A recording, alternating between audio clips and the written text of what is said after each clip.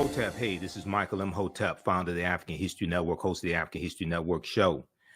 I'm a talk show host, researcher, lecturer, writer, and historian. I am here with one of my friends and one of our Grandmaster Scholar warriors, Tony Browder, historian and archaeologist. How you doing today, Tony? I'm wonderful, man. It's good to be able to connect with you again. Absolutely, man. I know yes, it's been a minute. We've talked through Facebook, man, and been trying to catch up with you in and out of the country, things like that. But Tony was one of my first interviews that I did in 2010 when I launched the African History Network show. And we're celebrating our 13th year anniversary. First launched March 10th, 2010, the African History Network show. And many people know Tony is the author of one of my favorite books, and we use it in my online history classes. I teach Nile Valley Contributions to Civilization. If you don't have this book, you have to get this book, okay? Nile Valley Contributions to Civilization by Tony Browder. So we want to have this conversation. I was talking to Tony yesterday, Friday, and today. We want to have this conversation dealing with why Nile Valley civilization history matters. And we're going to talk about some African queens, and also with Queen Cleopatra, we're going to put this in a historical context as well. All right. So, Tony, let people know just briefly some of your historical background and some of your research. Well, I am formally trained as an artist, a graphic designer.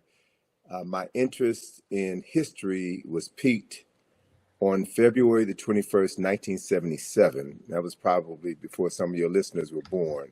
That was when I met Ivan Van Sertima. Dr. Ivan Van Sertima was speaking at Georgetown Law School. He had just previously published They Came Before Columbus, the African Presence in America. And it was during that lecture that Van Sertima documented the pre-Columbian presence of Africans from the Nile Valley who had built ships, navigated the Nile River, Mediterranean Sea, and made numerous journeys to the Americas, principally in Mexico, where they brought their cargo of knowledge, astronomy, architecture, engineering, and agriculture, and influenced, helped to jumpstart civilization in the Americas, and that they were known to these ancient people as the Olmecs. And there were at least 20 large heads of these stone-carved heads of these Africans that were placed on ceremonial temples and mounds throughout Mexico. And what really blew my mind was when Van Sertima said that these Africans who had come to Mexico from the Nile Valley were from Egypt, and they were black. They were from Kush, and they were black. And this was the first time in my life I had ever heard anyone say this, because everything that I had read, everything that I had seen in television, everything that I had learned in every school that I had attended, even though they were predominantly black schools, taught just the reverse. So my mind was blown upon hearing Dr. Van Sertima's lecture, and that prompted me to begin to revisit everything that I had learned. And then I discovered what I referred to as forbidden knowledge. Historical information, which has been intentionally withheld from certain populations in order to influence how they see themselves, how they see the world, and how they interact with others. So it was my interest in learning this forbidden history that prompted my travels to Egypt, that prompted my my writing, my interest in studying this information. And another major turning point in my life was in September of 1984, when Ivan Van Sertima, along with Charles Finch and Asa Hilliard, sponsored the Nile Valley Conference at Morehouse College. And that 4-day event cemented to me the power of knowledge. And the interesting thing about this gathering was that it featured not just African scholars and African American scholars, but European scholars who also understood that the historical knowledge of the past had been fragmented and had been erroneously presented as historical truths. So beginning to become aware of the fact that whoever controls your knowledge of the past controls your conception of yourself in the present has really framed everything that I've done. So the work that I've done, the writings that I've done, the study tours that I've done are all designed to introduce people to historical information that it may not have been a part of their formal educational process, but information that is critical to their ability to determine who they are and how they can move into the world and through the world and better interact with others. Okay, excellent, excellent. Now, in just a point of note, because people are asking, so today is Sunday, April 23rd, 2023. We are live right now. So people are asking that. And you set the tone for this conversation, Tony, because I got to ask you a question about the Olmecs as well. Okay. Because you just mentioned the Olmecs, right? And I teach about this in my class in Dr. David Imhotep's book, The First Americans Were Africans, Documented Evidence. He talks about the Olmec, Mandinka, Egyptian or ancient Kemetic connection. Okay. I want to have you explain that in just a minute. And then also, okay, CS, thanks for your support. If you want to support the African History Network, visit our website, theafricanhistorynetwork.com, theafricanhistorynetwork.com. You all can support us through Cash App, $ the AHN show through Cash App, and PayPal, paypal.me/the AHN show. And when you do it through YouTube, they take a third of it, just so people know, because they're trying to support through YouTube. Okay. Also, give your website, Tony, and let people know how they can support your work. And then I'm going to have you answer that question about the Olmecs. Sure. Well, our website for IKG is www.ikg-info.com, ikg-info.com. That organization turned 41 years old this past February. So we've been doing this for a minute.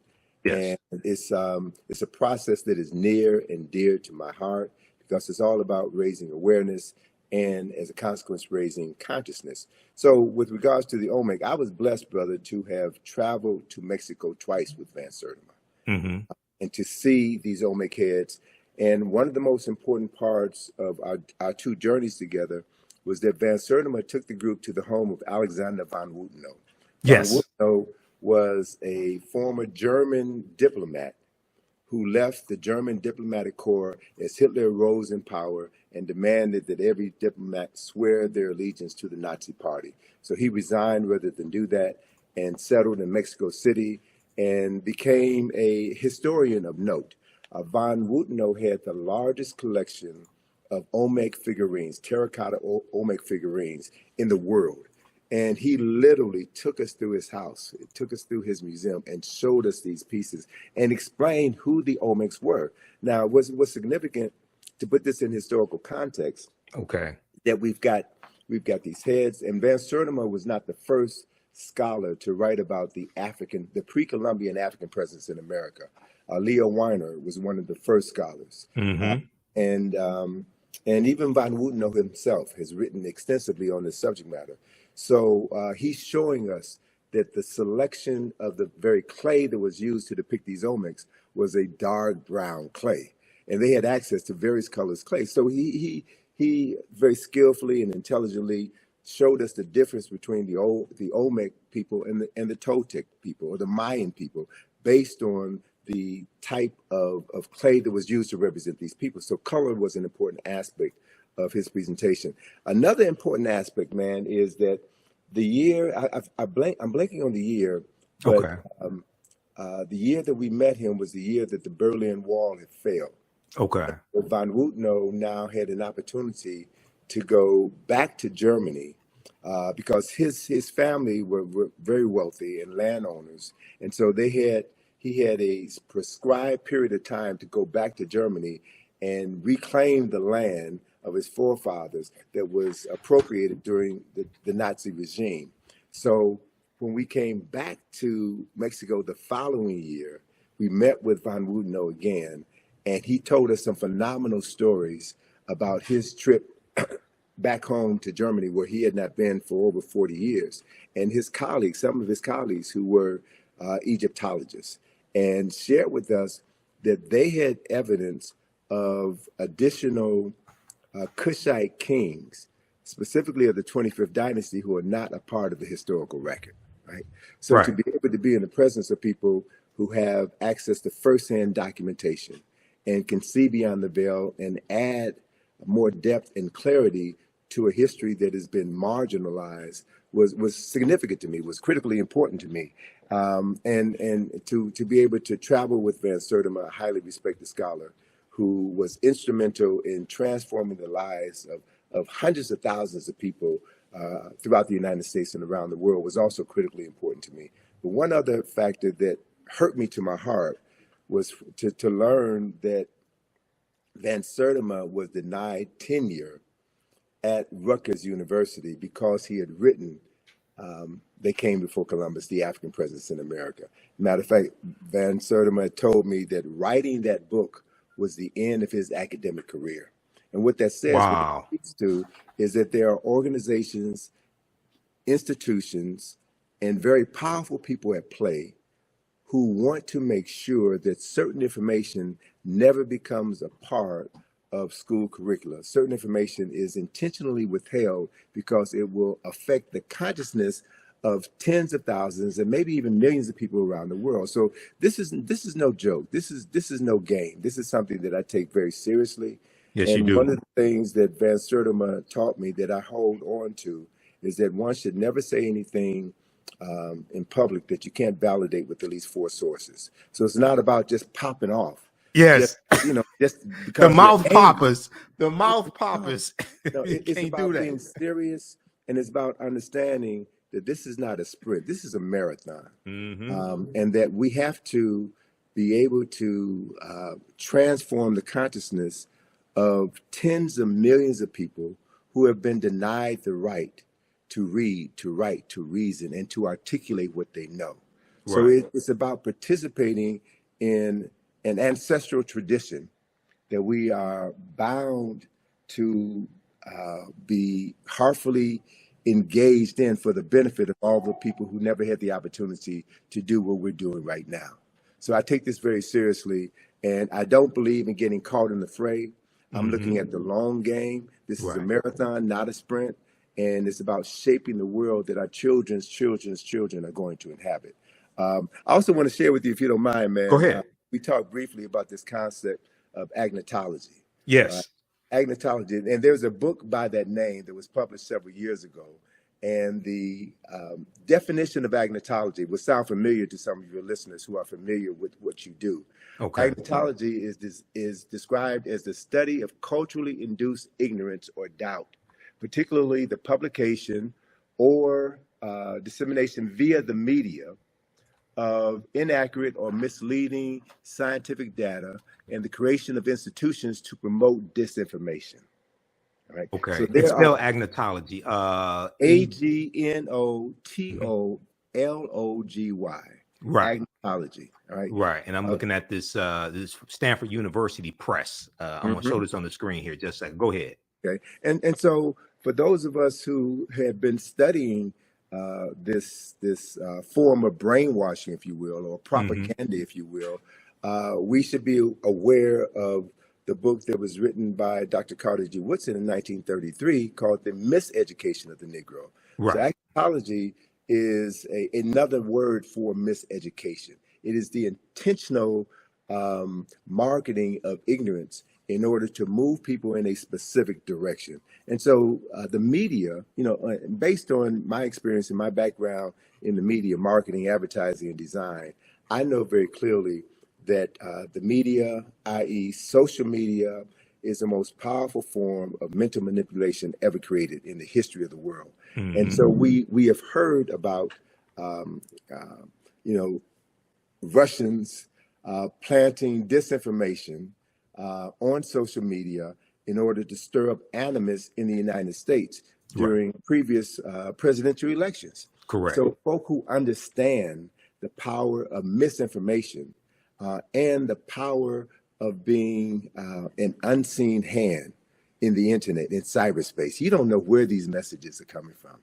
People have a tendency to be, a large segment of the population is addicted to this information. They're addicted to information that excites them and moves them to emote as opposed to moving them to think and process what they're doing.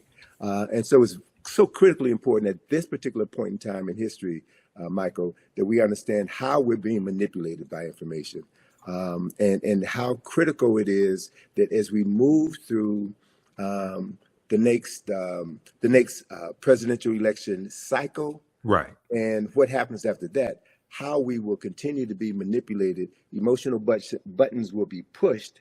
And as they're pushed, people will think less. They'll talk more and think less, and engage in activities that will be detrimental to the well-being of society as a whole. So it's important to choose our arguments carefully and to have your talking points down pat, and to know that those talking points are grounded in history, Yes. not mythology, not anger, not racism, but documented facts that can be substantiated. So when two people have a discussion, you bring your facts. And anyone who is a serious student of history knows that nobody knows everything. Correct. That as more information is being uncovered, it changes our perception of what we thought we knew. So it's very difficult to win an argument when you're talking with a fool. It's very difficult to win an argument when you're talking with someone who already has their mind made up. There's a saying, my mind is already made up, so don't confuse me with the truth. Mm-hmm. So we've seen here in this country, brother, within the last 7 years, how misinformation and disinformation have divided this country to the point where we may literally be standing on the verge of a civil war. Right. Where any sense of normalcy and respect between two parties with opposing views has gone out the window. So to watch what's happening right now in Congress is an indicator of what's happening all over the world. It's not just here in the United States, it's happening all over the world. So it's like we're in a fight for the soul, not just of America, as certain politicians say. We're fighting for the soul of our consciousness. We're fighting for the soul of Africa. And I think if you're going to be engaged in that fight, you have to prepare yourself adequately. There is a statement that was made by, I think it was the U.S. Army, in an ad that they did a couple of decades ago. They said that the first battle in any war takes place in the mind. Mm-hmm. And the first casualty of any war is always the truth, right? It's always the truth. So we have to be very clear about what we're talking about so that we can deal with the truth that stands on solid ground, and right, not a truth that liars speak in order to muddy the waters and to move people into a space where they won't be able to distinguish the truth from a half-truth, from an all-out lie. So these are the issues that I think that are so critically important for your listeners to understand. And it's also the reason why I just finished a two-part webinar on why Nile Valley civilization matters. Okay. There's certain core information that has to be understood if you're going to engage anyone in any discussion about African history or Nile Valley history. And we've never been given the basic knowledge. So there are many people, unfortunately, who have a very pronounced presence on the web, who read one book and all of a sudden become an expert on something that they know very little about. Correct. And so dealing with these issues, dealing with the larger issue is important. And that's also one of the reasons why we find here in the United States, there is an ongoing effort on the part of certain parties to suppress the teaching of African history, to suppress the teaching of American slavery. So, what's happening in Florida or Virginia or Texas is nothing but an effort on the part of a certain population to control the historical narrative and to perpetuate a point of view which disassociates them from decades of violence and murder and crimes against humanity. So I understand that. I understand why they're doing what they're doing, because of what they have to protect.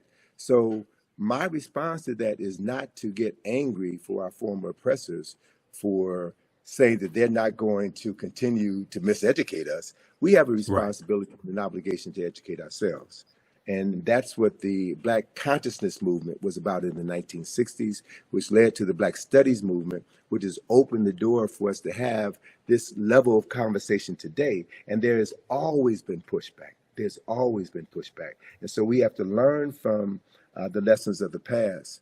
learn how our scholars, our heroes and our sheroes were able to work around these obstacles that were placed in their path in order for them to continue to get the message out and raise multiple generations of people who now have a clearer understanding of what history is and why history is so critically important. Absolutely. And you talked about dealing with facts. And I have a saying, those that have been following me on the African History Network show, if we disagree, let's disagree based upon the facts and the evidence, not the fact that you don't want to deal with the evidence. Okay. Number one.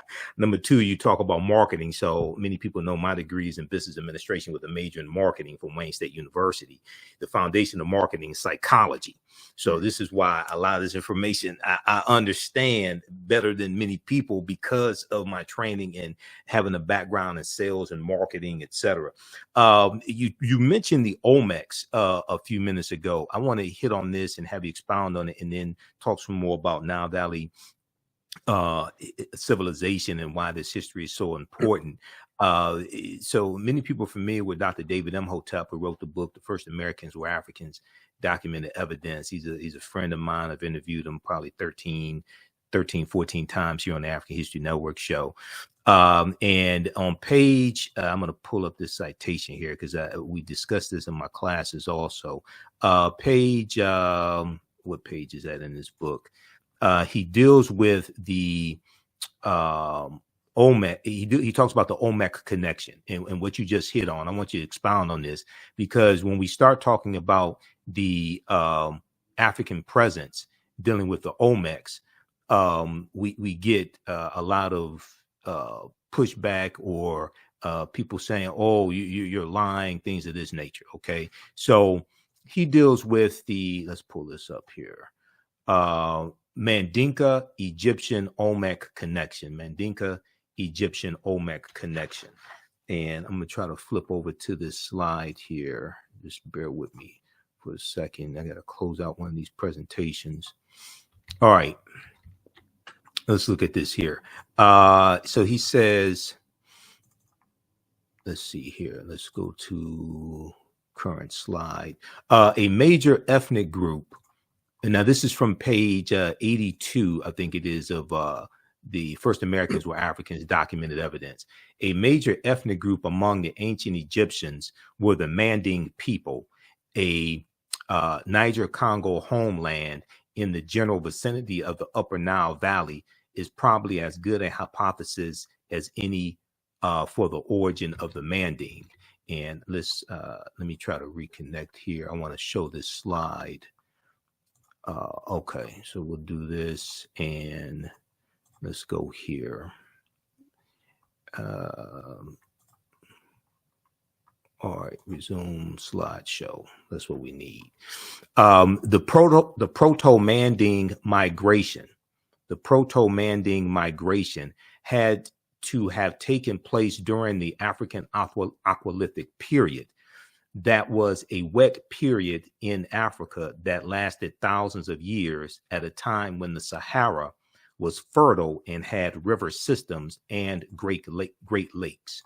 All right, now I'm going to try to, okay, so go ahead and talk about, there's some more here I'll get to, but go ahead and talk about the Olmec connection, because when we talk about the Olmecs, you have people who say, oh no, the Olmecs they had nothing to do with Africa or anything like that. Who were the Olmecs, and what's the connection between the Olmecs and ancient Kemet?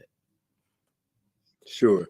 Well, anytime new ideas are introduced into the academy, there will be those who will reject those new ideas because reputations are built on maintaining certain concepts and ideas. Right. So as a matter of fact, one of the foremost Mesoamerican scholars was Michael Coe of Yale University. Mm-hmm. And he railed against Ivan Van Sertima and his publication, They Came Before Columbus, and the Olmecs, the fact that the Olmecs were African.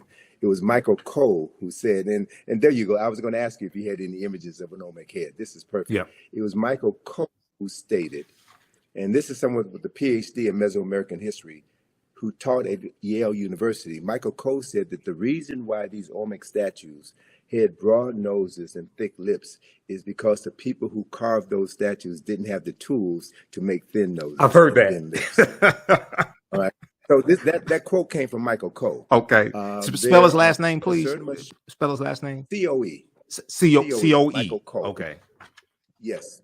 And Van Sertima, in describing this particular Olmec head, and this is at Villahermosa. I think it's at Villahermosa. No. Oh, God, it'll come back to me. Okay. But this particular museum is an incredible museum, man. They have one of the largest collection of Olmec heads, and the Mexican architect who designed this museum, I think it is Villahermosa. The Mexican architect who designed this museum also designed the Nubia Museum in Aswan. Okay. Right? And so Van Sertima had pointed out that the helmet, the leather helmet that is worn by this Olmec personality and several other Olmecs is practically identical to the leather helmets worn by Nubian warriors. Mm-hmm. Right? So he's drawn a number of interesting parallels between these cultures. He's got maps in his book that shows the migratory pattern of the Olmecs from the west coast of Africa, who were able to catch currents that brought them over to the Americas. And one of the other points that Van Sertima brought out in many of his lectures that people want to dismiss or not discuss at all is the fact that these Africans who made multiple journeys, also brought back to the Nile Valley certain products. And one of the products that they brought back was cocoa leaves. The coca leaves, the plants from the plant that is used to make cocaine. Right. And very few people talk about the fact that when a examination of the mummy of Ramesses II, one of the most significant kings in Nile Valley history, when a examination was done on the contents of his stomach, they found coca leaves in his stomach, mm-hmm. right? And they only existed at that time. They only existed in the so-called New World. So there's so many connections that have been, so much information about these migrations that have been suppressed in academia. So the other thing is there is a marvelous book that Charles French turned me on to, written by a Senegalese scholar by the name of Abubakar Lam.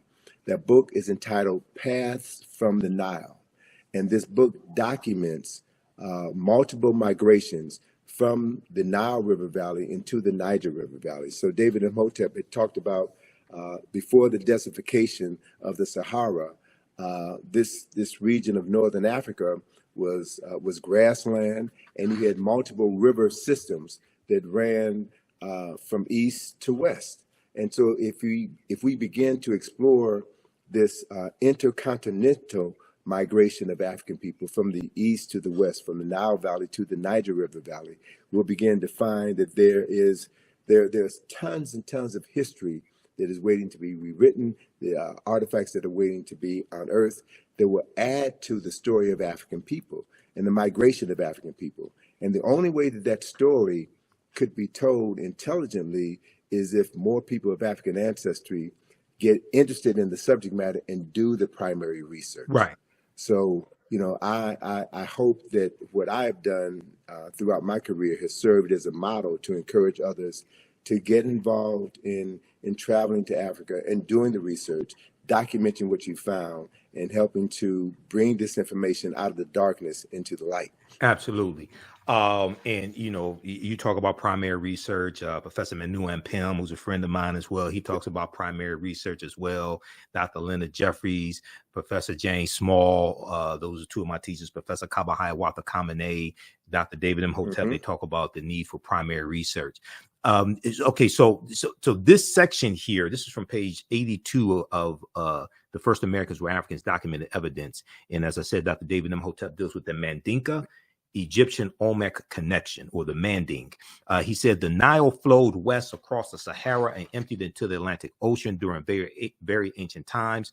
This would have enabled East Africans direct access to the Atlantic Ocean. The longer route would be to sail to the Nile River north to the Mediterranean Sea and then head west to the Atlantic Ocean. When the Manding reached Central America and began mixing with the local population, they were labeled Olmecs. Okay, when the Manding or Mandinka reached Central America and began mixing with the local population, they were labeled Olmecs. The Olmecs were supposedly a mixture of the Manding or Mandinka and American Indians, or people who we would term, Native Americans, or however you want to phrase that. Do not forget that the Manding made up the base of the Olmecs. So the Egyptians, or the ancient Kemetic people, the Kemet II, the ancient Kemites, the Manding and the base of the Olmecs are related to each other. So just briefly talk about that, because there's so many attempts when we talk about the Olmecs, and we're not saying that the Olmecs did not have any Native American ancestry or anything like this. We're not trying to take away somebody else's history. We're trying to correct history.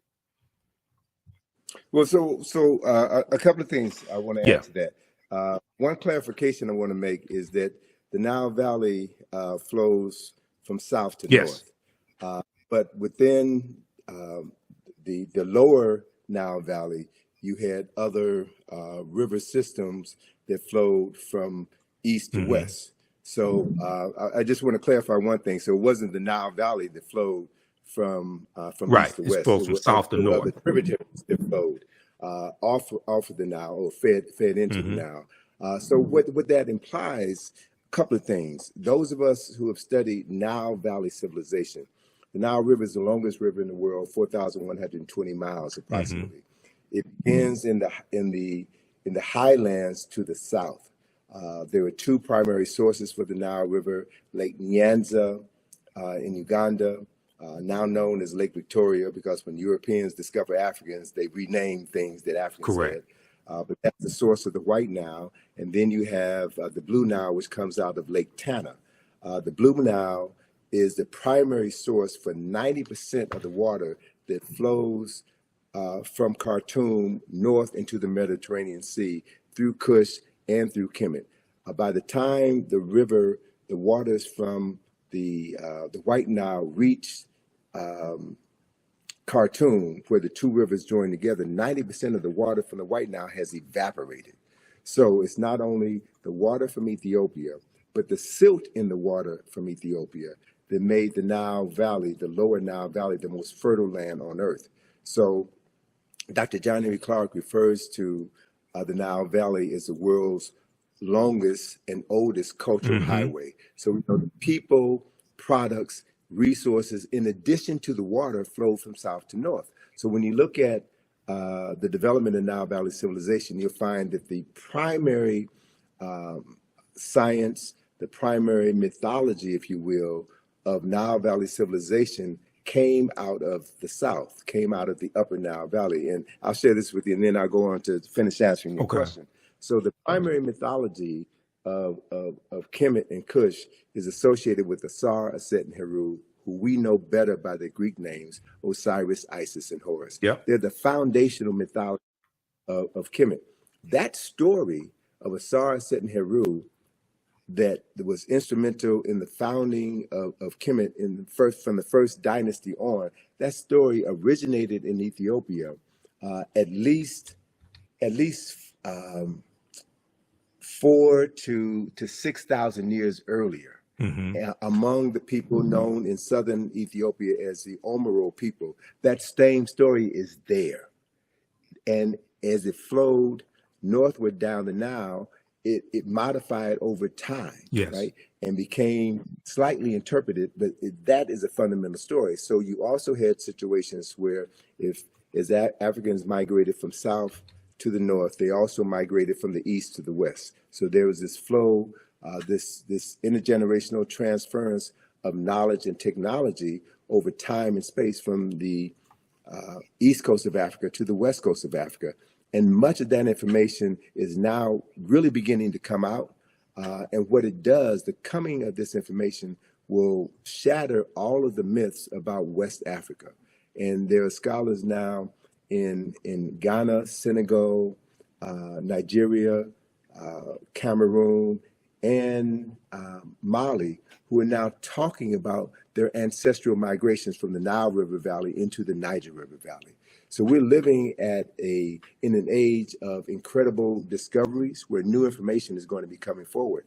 So as part of that migration of Africans from West Africa into the Americas, what we're talking about is the further transference of African knowledge and African technology. So those who have a vested interest in maintaining the concept of African people as having made no contribution to culture and civilization, they have to suppress this information. Right. So the Michael Coles of the world have to stand up. And so what we have to do is we reassemble the fragmented pieces of African history. We have to be able to look at exactly what you said, the omics. And Van Sertima talked about the fact that the omics, the remains, the physical remains of omics were found in many of the royal tombs in Mexico, and that they comprise, I think he said, about 12% of that population. So what we're looking at is an influx of Africans with advanced technology coming into a society and helping to jumpstart civilization in that society. And you also had other people coming from other areas into that same society as well. So as Van Wooteno and others have pointed out, there are other people from other parts of the world who made contributions to the culture that was established by the Olmecs. So as we now look back on approximately over 2,000 years of world history, we're trying to sift through all of this to get to the real story, right? And so the main point is we don't have to say that Africans invented everything in America, that Africans were the indigenous population in America. We don't have all of the evidence at this point in time to stand firmly on the truth to say that, but we can say beyond a shadow of doubt, based on the archaeological and historical information that we already have at our fingertips, that Africans from the Nile Valley played a pivotal role in helping to jumpstart culture and civilization in the Americas 2,500 years before Christopher Columbus was born. That's a fact. And so again, I'm not about just talking smack just to be talking smack. We talk facts. We talk facts based on the documented evidence that we have, and we also understand that not everybody is willing to accept the truth. And so we teach the truth. We teach what we know to those who are ready to receive it. And we have to assume responsibility for doing that and not leave it to our former oppressor to teach our children, our most precious resource, teach our children information that will transform their consciousness. And with that transformation of consciousness, with them seeing themselves as people with a long documented history, as people with lives that matter, they will do what every culturally conscious person does, and that is tap into their ancestral memory. See, that's really what all of this is about, because when we look at the greater arc of human history, we have to acknowledge a fundamental fact that no people on this planet have been as marginalized as people of African ancestry have been on the continent and in the Americas. And part of that marginalization is about the usurpation of the historical memory of those people. And after the end of this process of enslavement, you still have to continue the enslavement of the mind, right? So whoever controls a person's thinking controls everything that they're able to do in their lifetime and everything that they're able to pass on to the lifetimes that will come after them. So it's a battle for the mind. It's always been a battle for the mind. And so knowing your history, going to sources, and being courageous enough to say, I don't know it all, but I'm learning.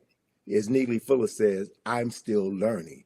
And as we learn, we get more information, and that information buttresses what we already know, or it provides a new kernel of truth that allows us to explore another field of study that expands what we thought we knew. So this is the journey, and this to me is what this process is all about, man. And it's exciting. It's exciting to be engaged in this process. And it's also important to know that the closer you get to the truth, the more your enemies will try to suppress Yes. you. Right? That's when you know. That's when you know you're going in the right direction. So we can't allow ourselves, and I'm glad you put Dr. Jeffries up there again, because just 2 weeks ago, the powers that be came after his nephew, Hakeem Jeffries. Representative Hakeem That's Jeffries. not an accident. That's not an accident that is happening now. And they're bringing up issues that came to the fore in, what was that, 2001. 2001. Issues from 20 years ago, they're bringing it up. Why? Because Hakeem Jeffries represents this phenomenon that I'm truly beginning to embrace and wrap my mind around. And that is the major reason why people of African ancestry are still here. The reason why we have not been exterminated is because of the power that we carry within us, this genetic memory that has been driving us and allowing certain people within our group to overcome seemingly insurmountable odds. So it's not just us doing this, it's the ancestors working through us. And it's the acknowledgement of the ancestors, which has always been our greatest power, our greatest resource. So whatever others can do to make you feel that to be African is to be ignorant, to be African is to be shameful. Deny your African ancestry means that you deny your ancestors, which means you cut yourself off from your only salvation, right? So there, and unfortunately, brother, there are many of us, many of our people who deny that they're African, who deny that African people have ever done anything of any significance, who've bought into the narrative, bought into the lie.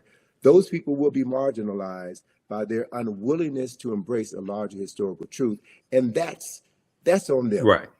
Not everybody is going to get it. Not everybody is capable of understanding what is at play, and that are those people who have always been in opposition to the restoration of the African mind, the restoration of African consciousness, will always fund those people who will undermine this effort. That has always been the case. That's part of what COINTELPRO is counterintelligence program.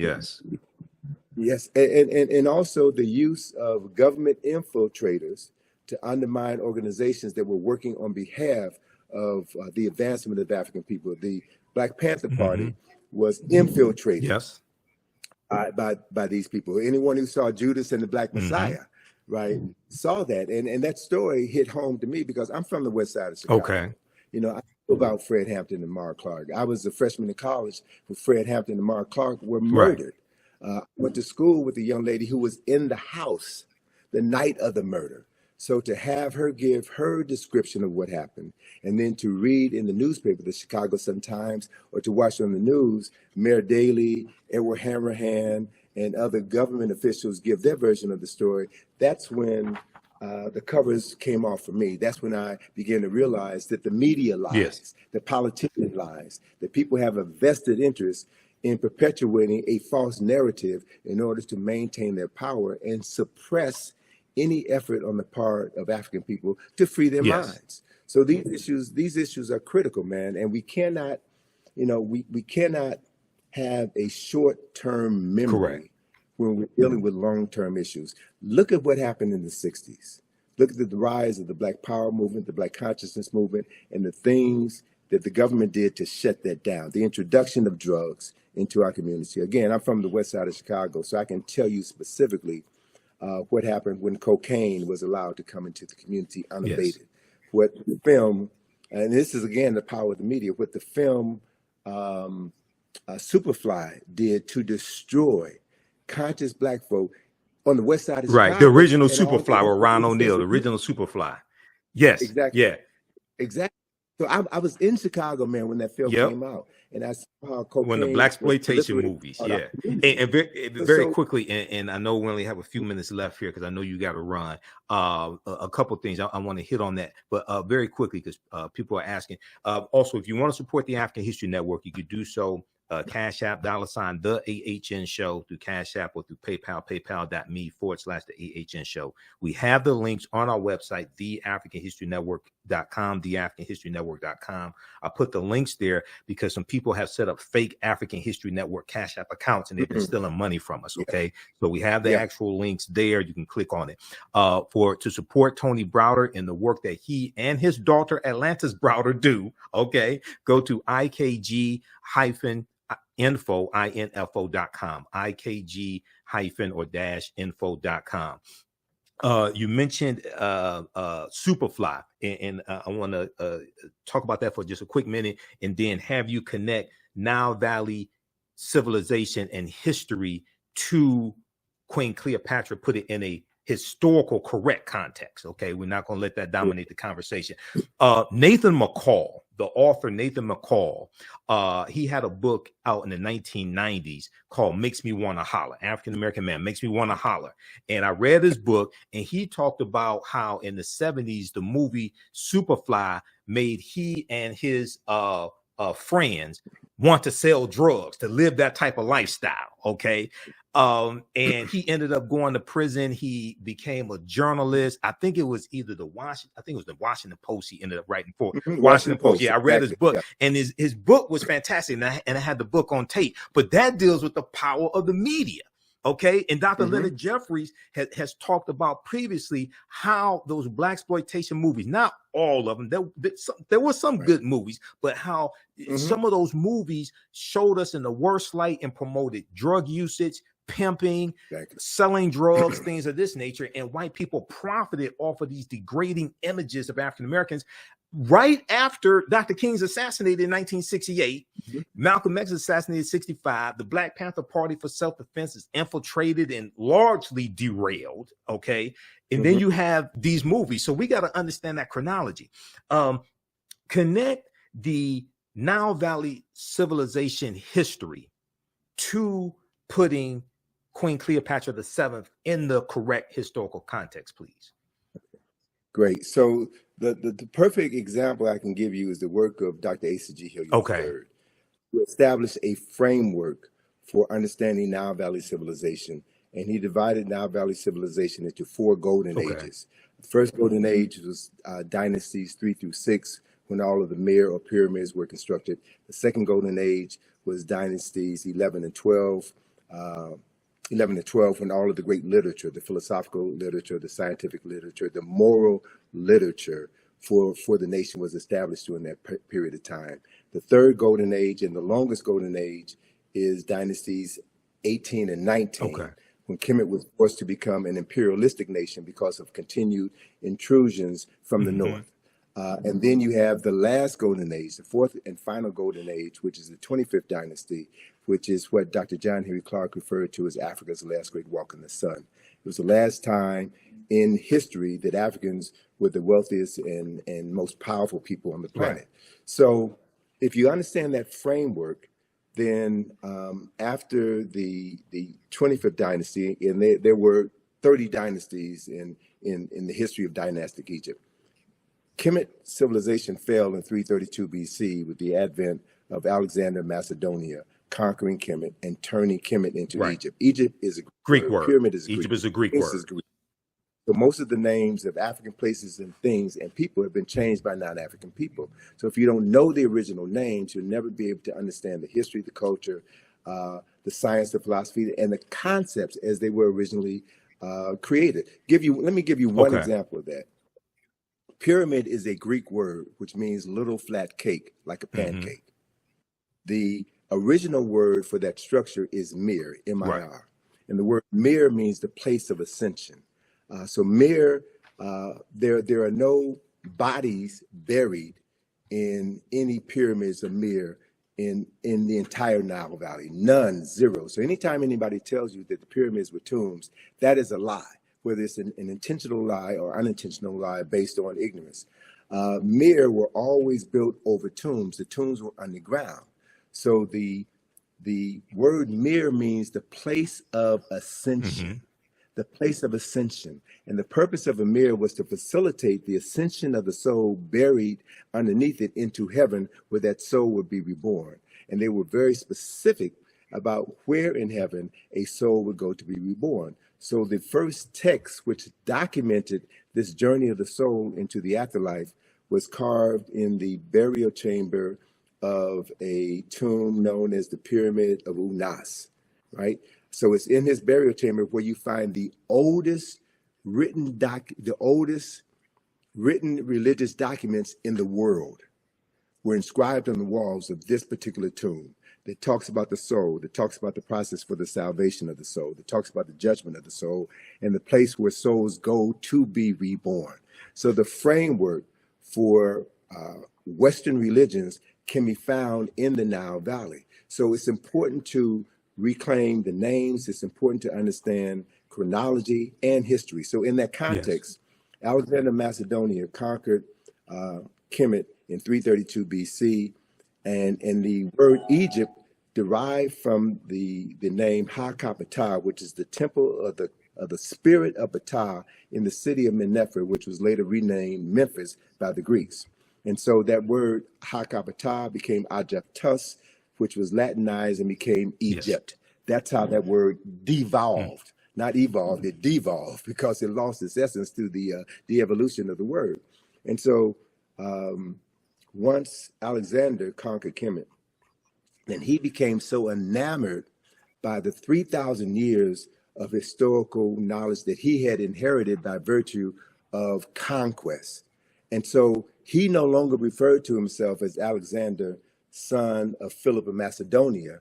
He called himself Alexander, son of Ammon, son of Amen, the unseen presence of God Almighty, which is a upper Nile Valley concept, right? And so the Greek rulers then descended from Alexander's line. And Cleopatra is the last of these Greek rulers. So Cleopatra, for all intents and purposes, Cleopatra was not African. She was not Kemetic in the literal sense of the word. And so my thing is, don't get caught up in Cleopatra. There are other personalities of more historical and cultural significance who we should be focusing our attention on. So I would bypass Cleopatra discussion and focus on Queen T, who was one of the baddest queens in human history. She was one of the most powerful rulers on earth. She was the wife of Imhotep III, and their statue in the Egyptian Museum in Cairo is the largest statue in that building. And anyone who looks upon that statue could see the nationality or the race, if you will, of who these two African people were. And it's very clear that we understand the chronology. Queen T was the wife of Amenhotep III. The son was Amenhotep IV, who changed his name to Akhenaten. And Akhenaten's son was the person that we call King Tut. So if you understand the history, understand the chronology, you can focus your attention on subject matters that are more worthy of discussion than Cleopatra. Not to dismiss her summarily, but Cleopatra is about as significant as Meghan Markle. I'm just saying. Right. Context is everything. Context is everything. So look at, and there, thank you for that image of Queen T. Now, that's a very small image of Queen T. And what I would also suggest those of your listeners who live in New York, go to the Metropolitan Museum, the Met Museum, and you'll see an image of Queen T in the Met Museum. But that image of Queen T has half of her face destroyed. And there was an article that was written in the 1970s that was an attack against African-centered scholars. And Asa Hilliard brought this knowledge to our attention. The people from the New York Times had interviewed him as part of this same debate that folk are having right now about Cleopatra and African history. And Asa Hilliard showed this image of Queen T. And this image of Queen T, I love it so much because it reminds me so much of my dear friend, Dr. Francis Cress Wellington, with the afro, the stern look, and a woman who was clearly in control of herself and her destiny. So Asa referenced that face of Queen T in the Metropolitan Museum with half the face knocked off. So they had an opportunity, the New York Times had an opportunity to tell the truth, but they chose not to. And so these are the games that we're playing with. And we have to, be very careful about who we get our information from. We should read everything, but read everything with a critical eye so that you can discern when someone is being deceptive. You can discern when you're being immersed into aspects of the truth so that you can ground yourself on the truth and not be led astray by arguments or false narratives that is designed to neutralize your strength, your power, and to waste time. Yes. We really don't have any time to waste. Yeah, absolutely. And speaking of time, I know you have to run, so I want you to let people know about. You told me Egypt on the Potomac tour is going to start back up. Give people the website, and then family watching. As soon as we finish with Tony, I'll let you know about my online history classes I teach on Saturdays and Sundays, because we have a class today at 3 p.m. Eastern Standard Time. Go ahead, Tony. So through our company, IKG, we have been presenting this information for over 40 years. We've done numerous publications. We have numerous activities. One of our most significant activities is our Egypt on the Potomac field trip, which is something that I created in 1986. So Egypt on the Potomac is designed to show people the Egyptian presence, the Kemetic presence in Washington, D.C. Right. And I've done research. We've been doing this for well over 30 years, and no one has ever challenged me based on the information that we put forward to show that America's founding fathers chose examples from the Nile Valley, from Kush and Kemet, in order to establish the foundation for what has become the capital of the wealthiest, most powerful nation in human history. So that activity has been curtailed for the past 3 years because of COVID. But beginning on May the 6th, we will have our regular 3-hour bus field trip of Washington, D.C., where we will take you through locations, various locations throughout the city, and explain the architectural, the symbolic, and the mythological elements of Nile Valley civilization, which have literally been hidden in plain sight.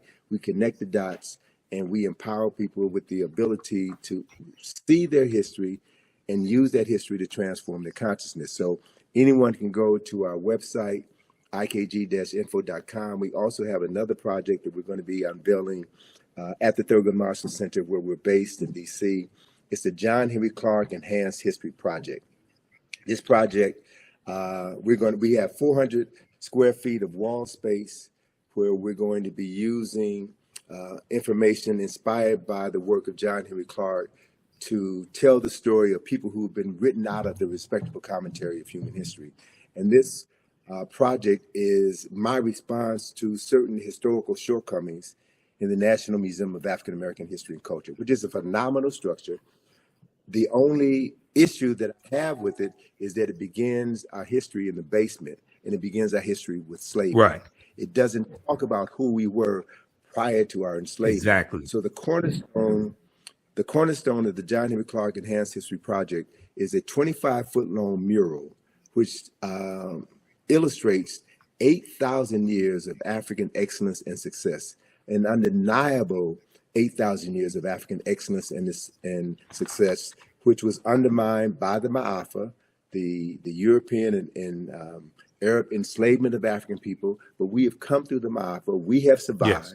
And through the work that you're doing, through the work that others are doing, we are doing our best to bring forbidden knowledge into the community that needs the knowledge the most, so that they can transform their consciousness and create a world that is worthy of their children and their children's children's inheriting, based on accessing ancestral knowledge and recreating the genius that we were born with. So that's the process, man. And let me just, in closing, let me just share that my good colleague, Charles French, has a new book coming out next month. It's 10,000 years of Nile Valley history. Okay.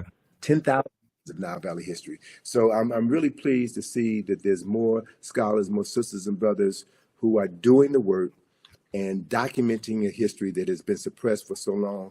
And all we have to do is read and study and create spaces within our home. Every home should have a library. Correct. Right? The parents in those homes should spend time reading with their children and having intelligent discussions about how to articulate that history. Everybody pays taxes, and our tax dollars are being used in schools to miseducate many children, Black, brown, white children in the classroom. Right. So we have an obligation as taxpayers to see to it that certain information is accessible in the classroom. And if it's not going to be taught in the classroom, we need to demand of our churches, our fraternities, our sororities, our barbershops and beauty shops to turn those spaces into spaces where we can teach our children and their parents and elders in the community who they are. Correct. So we can transform our consciousness. And I'll close on this point.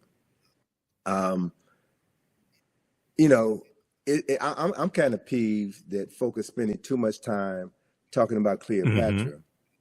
And I need to hear folk talk about what's wrong with Megan Thee Stallion. Woo! What's wrong with Cardi Hey, B? brother, they don't want to have that conversation. Let me because, just say quickly, and I'll let you go ahead and finish. Dude, the information I put out about the song WAP from Cardi B and Megan Thee Stallion. Now, here's the thing. When we do a systems analysis, I went through and broke this whole thing down.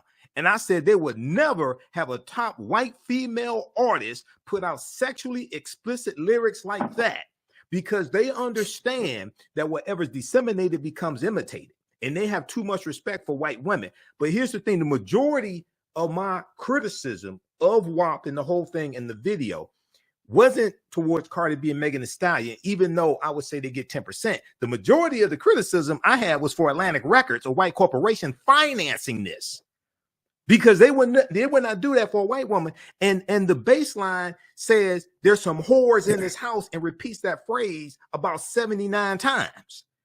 And in the video, all the women are of African descent except Kylie Jenner. And you have white people to put together an online petition to have Kylie Jenner digitally removed from the video because you only protect what you respect. And they saw that white woman as somebody who needed to be saved. You Negroes, you can keep doing that. You can be the whores in this house. This white woman, you too good for that. Go ahead, brother.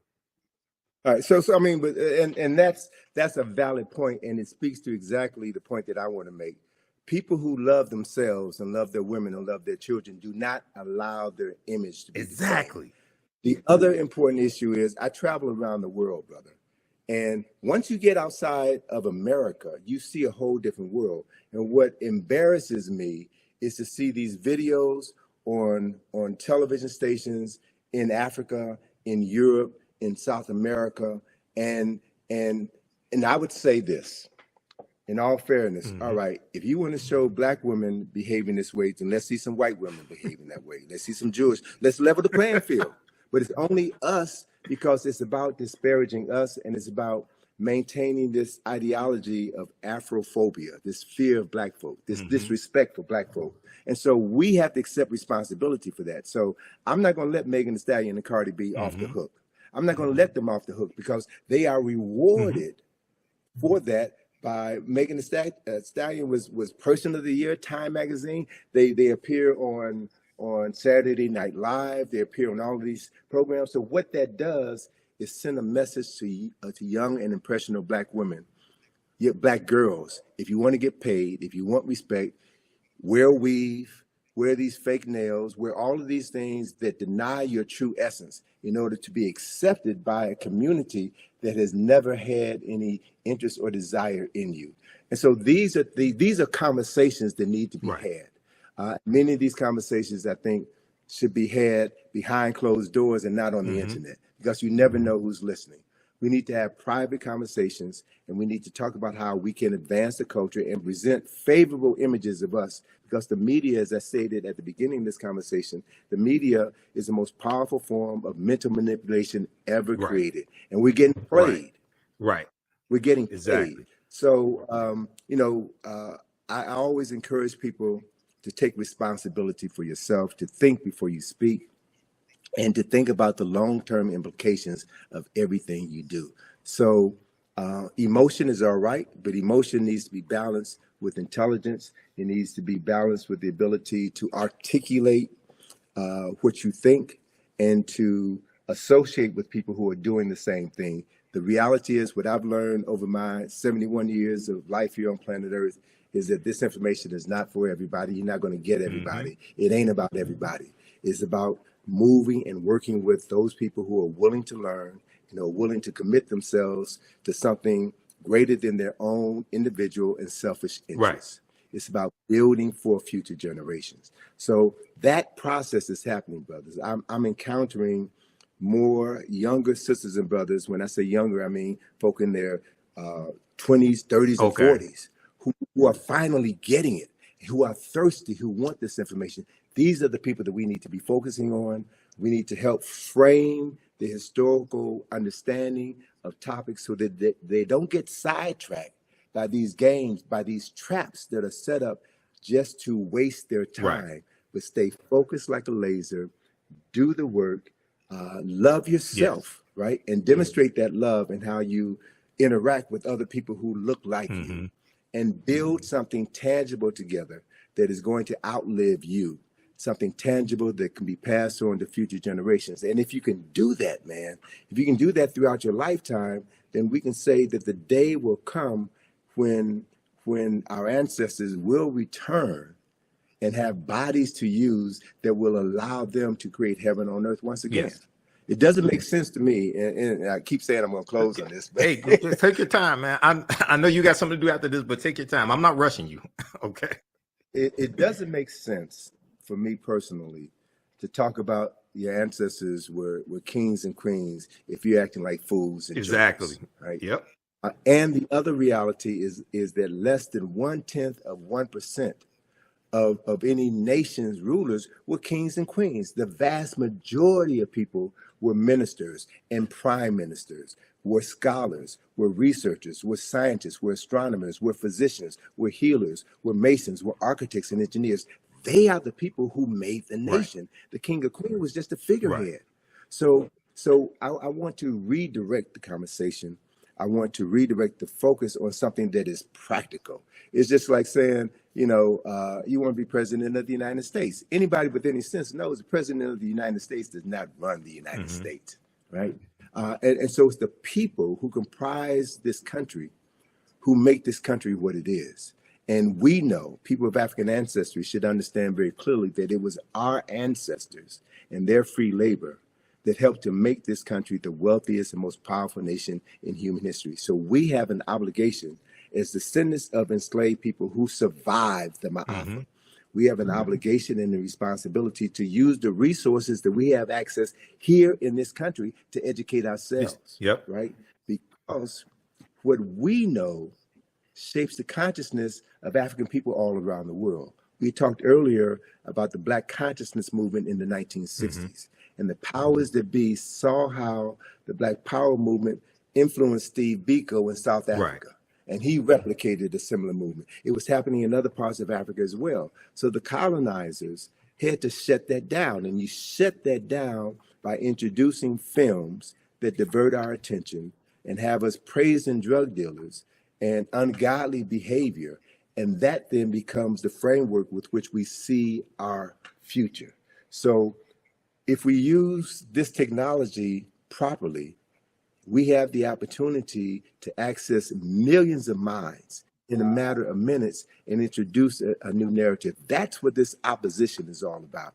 Shutting down the conversation, shutting down the power. So don't give your power away. You are the most important commodity that you'll ever possess. Free your mind. Model how free people, free men and women are supposed to speak, communicate, and move through the planet. Work with other people of like minds so that you can build something that will last for eternity. And as we do that, we will make our ancestors proud. And we then will be the vehicles through which they would do their best work. Why? Because they did it in the past. And we have the capacity to replicate it right now. That's what this whole journey is all about. Absolutely. And up on the screen, I have the famous quote by Bantu Stephen Biko: "The most potent weapon in the hands of the oppressor is the mind of the oppressed." So we have to take our minds back. This is what Dr. Carter G. Woodson was telling us in his work, not just in the Miseducation of the Negro in 1933, but the work he did with Association for the Study of African American Life and History, ASALH, which he co-founded September 9th, 1915. So, all right, excellent. We got to bring you back, Tony. I know you got to run. We have to bring you back. And everybody, those slides I was showing, those are all slides from the online classes that I teach. We use 2 of your books, Egypt on the Potomac and Nile Valley Contributions to Civilization, in my classes as well. I introduce a lot of people to you, Tony. I read this book back in 1994. I just got this new copy last year from Brother Haki Shakur. But my original copies from 1994, the pages were falling out. I had to get a new copy, man. But that book I read from the Browder file first. Then in 94 at Wayne, when I was at Wayne State University, I read Nile Valley Contributions to Civilization. It blew my mind, man. I haven't been right since. Okay, it corrected my mind. Right. You have been right. It corrected my mind, man, but it blew me away, brother. So you got to write. This is volume 1, man. You got to write volume 2. You got about 20 volumes in you, man. But you got to write volume 2, brother. Well, brother, that's one of the reasons why I need to use the time that I have left to redirect my energies. I've got a ton of information that I need to get out. Yes.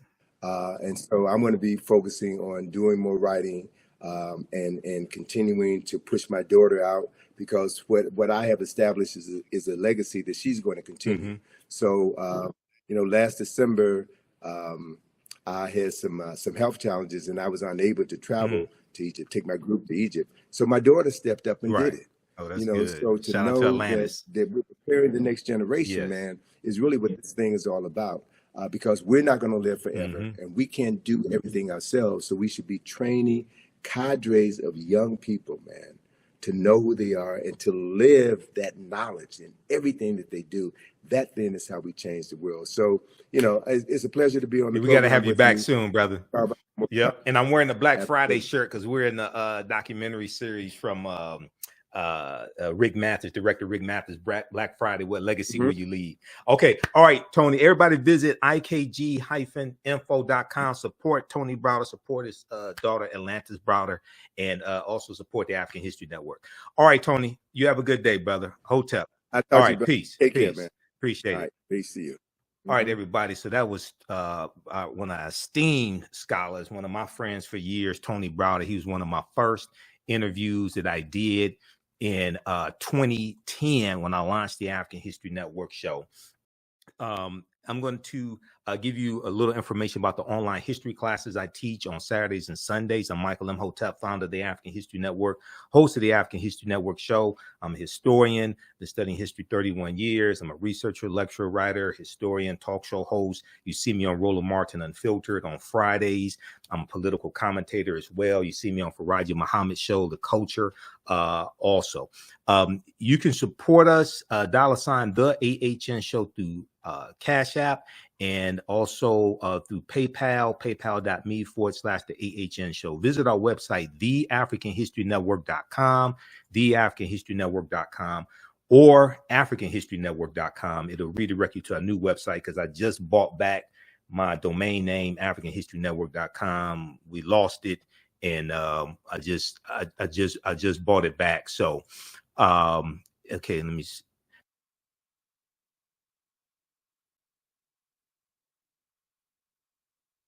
Okay, I just bought back that domain name. When you go down the website, it has information about our radio show. I'm on 9:10 a.m. the Superstation WFDF Sundays, 9 p.m. to 11 p.m. Eastern Standard Time. We have our social media handles here. We'll be on live tonight, 9 p.m. to 11 p.m. Eastern Standard Time. We broadcast on Facebook and YouTube also. The African History Network on Facebook, Michael Imhotep on YouTube. We have our PayPal, Cash App information here, $, the AHN show through Cash App, and through PayPal, paypal.me/the AHN show. And you click right here, it takes you to our QR code for PayPal. We have this graphic here. This shows the actual Cash App tag, $, the AHN show, SHOW. When you go to it, it says Michael. It may show my picture. There are about 5 fake African History Network Cash App accounts I've identified. I opened up an investigation with Cash App last year. I'm still trying to get them shut down. So these other ones like $, the AHN SHO, or $, the AHNS. These are all fake African History Network Cash App accounts. They've been stealing money from us. So I teach 2 online history classes, Saturdays, 2 p.m. to 4 p.m. Eastern Standard Time, Ancient Kemet, the Moors, and the Ma'afa. Understand the transatlantic slave trade, what they didn't teach you in school. The slides I was showing you, those are all slides from the online classes I teach.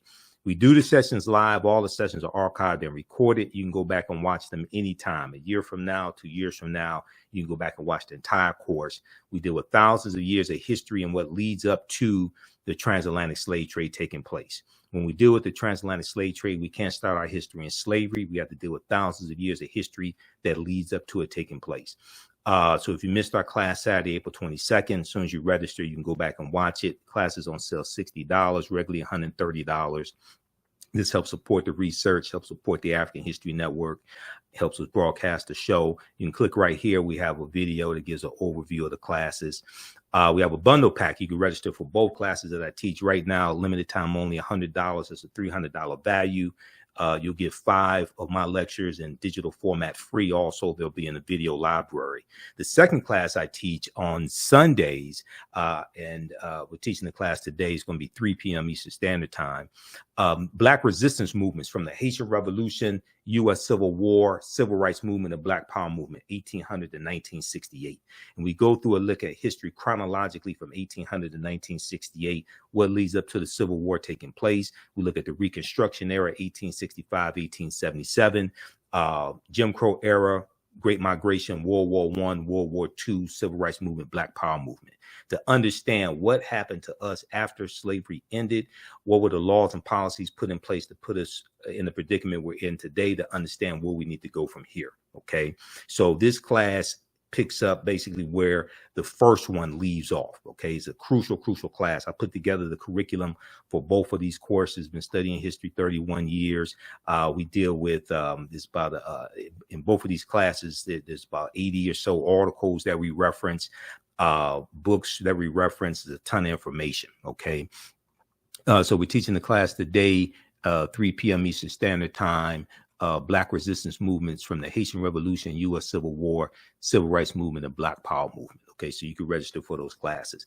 And very quickly here, I'll show you just a brief introduction to understand the transatlantic slave trade, what they didn't teach you in school. And that I've been teaching this class on and off since 2017. Okay. We use 2 of Tony's books in the class. We use 2 books from Runoko Rashidi as well. And there's in yesterday's class, there was a interview that I did with Runoko back in 2014. And we talked about Chevalier, Joseph Ballone, who the movie Chevalier is about. All right. So I'm about to re-release that interview to let people hear that information also. Okay, let me show you this here quickly. And we dealt with this. We just had our class on Saturday, fantastic class, Ancient Kemet, the Moors, and the Ma'afa, Understanding the Transatlantic Slave Trade. I'll post the link here. Mississippi River. Now, you know, somebody asked about the Mississippi River. You know, Memphis, Tennessee is named after Memphis in Egypt. Okay, we talk about this in the class. Memphis, Tennessee is named after Memphis in Egypt, and one of the founders of Memphis, Tennessee was General Andrew Jackson, who then became President Andrew Jackson. And Memphis, Tennessee sits at the mouth of the Delta, the Mississippi River, and the Mississippi River was looked at to be the Nile River of America. The Mississippi River is looked at as the American Nile. Civilizations are built along long rivers. Civilizations were built upon along the Nile River. This is something that Dr. John Henry Clark talked about as well. Okay, now, so there's a relationship between Memphis, Tennessee, and Memphis in Egypt. Now, we can't start studying our history in slavery, even when we deal with the transatlantic slave trade. We can't start in 1619. I know the 1619 project is out. There's some good information in there. There's some problems with the 1619 project as well. I wouldn't say ban it or anything like that. But African people been in the land we call the United States of America going back at least 51,700 years ago. So we can't start in 1619 or the 1440s when the Portuguese get involved. 1441 with Anton Gonzalez going into Mauritania, taking out about 12 Africans, taking them back to Portugal. We have to understand the history chronologically and deal with the 800-year occupation of Europe by the Africans known as the Moors, who entered the Iberian Peninsula, today known as Spain and Portugal, from North Africa in 711 AD, led by Tariq ibn Ziyad. So in yesterday's class, we talked about the Moors going in, fighting against the Vandals and the Visigoths, and some of the things that the Moors introduced into Europe. And it's going to be the teachings that the Moors take into Europe that bring Europe out of the Dark Ages. So when you register for Ancient Kemet, the Moors, and the Ma'afa, understanding the transatlantic slave trade, what they didn't teach you in school, you can watch yesterday's class. So this course not only deals with the transatlantic slave trade, but thousands of years of history that leads up to the transatlantic slave trade taking place. August 2016-19 marked the 400th year anniversary of those 28-odd Africans or 28-odd Negroes coming into Point Comfort on the White Lion pirate ship. It was a pirate ship. It was an English pirate ship on August 2016-19 in what would later be called the colony of Virginia. This year was known as the Year of Return, as many African Americans were and continue to reconnect to Africa and are traveling to Ghana and other West African countries. When we discuss the transatlantic slave trade, we have to first understand that African people are the original people of North, Central, and South America and have been in the land we call the United States of America at least 51,700 years. So as we talked about with Tony, Dr. David Imhotep, the first Americans were Africans, documented evidence. His second book came out in October of 2021. The first Americans were Africans, revised and expanded. On page 14 of his book, he deals with evidence found in Allendale County in South Carolina by Dr. Albert Goodyear, who's an archaeologist at the University of South Carolina. This was a discovery made in 2004, and they found 13 different types of evidence to thoroughly document an African presence in the land we call the United States of America, going back at least 51,700 years ago. They found artifacts, architecture, campsites, carvings, Egyptian writings, footprints in lava, genetic M174D haploid groups dealing with DNA and genetics, linguistics, paintings, skulls, skeletons, structures, and tools. They found 13 different types of evidence. This is why we can't start our history in slavery.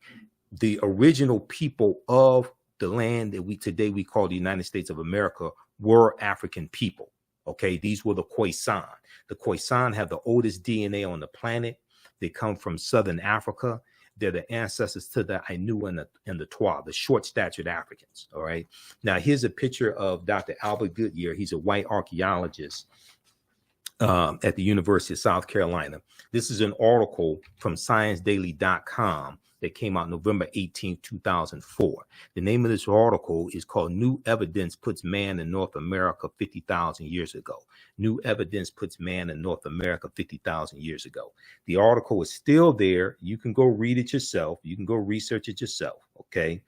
Radiocarbon tests of carbonized plant remains were where artifacts were unearthed last May along the Savannah River in Allendale County by University of South Carolina archaeologist Dr. Albert Goodyear indicate that the sediments containing these artifacts are at least 50,000 years old, meaning that humans inhabited North America long before the last ice age.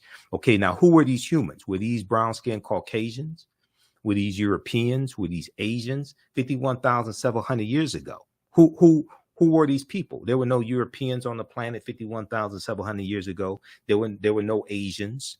Okay. Who were these people? The people who we call Native Americans, they didn't exist 51,700 years ago. These were the Khoisan. Now, in October 2012, genetic study published in Science magazine found that the Khoisan in Southern Africa are the oldest ethnic group of modern humans, with their ancestral line originating about 100,000 years ago. The Khoisan, formerly called by the derogatory term Bushmen, are genetically unique and no other currently known population had separated so early from our common modern human ancestor, according to the report. Okay, now here are two Khoisan women. These are the short-statured Africans. Okay, now the Khoisan live mainly in Southern Africa in territory spanning Botswana, Namibia, Angola, Zambia, Zimbabwe, and South Africa. They are largely divided into two groups: hunters and gatherers, known as the Sans people, S-A-N-S, and keepers of the livestock, known as the Khoikhoi people. The Khoisan languages include the distinctive click sounds that are not found in the languages of their neighbors. So AtlantaBlackStar.com had a good article called 5 Ethnic Groups that prove the first humans were black. 5 ethnic groups that prove the first humans were black. Okay. So this is just a sample of the type of information we deal with in this class. It's a 12-week online course. We deal with thousands of years of history. We look at archaeological discoveries that have come out in the last 15, maybe going back 20 years. We look at the discovery of Tanis Heracleon that was discovered, that was revealed in 2013. They had been doing the excavation even before then. And this is the lost city of Egypt that was built around 8th century BC, okay, lost for about 1,200 years, the lost city of Egypt.